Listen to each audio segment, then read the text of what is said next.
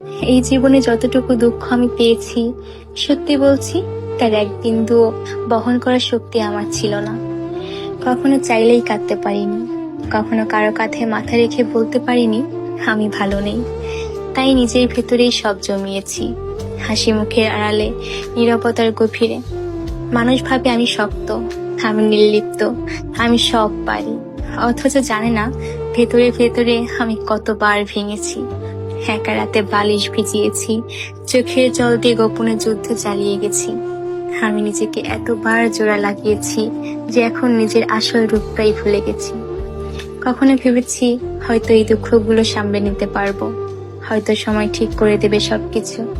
কিন্তু বাস্তবতা হলো আমি আয়ত্তের বাইরে দুঃখ ধারণ করতে করতে এখন নিজেই ধ্বংস হয়ে গেছি।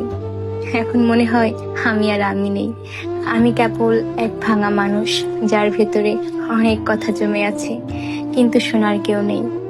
সবাই বলে খারাপ সময় সব সময় থাকে না, সময় ভালো হয়ে যাবে, কিন্তু কেউ বোঝে না সময় শুধু ক্ষত তৈরি করে, সেগুলো শুকায় না। আমি এখন কেবল একটি নীরবতা, মুখে হাসি, চোখে অন্ধকার, আর মনে একরাশ দুঃখের বোঝা নিয়ে প্রতিদিন বেঁচে থাকার অভিনয় করে যাই। আমি ধ্বংস হয়েছি, তবুও মুখে বলি আমি ভালো আছি।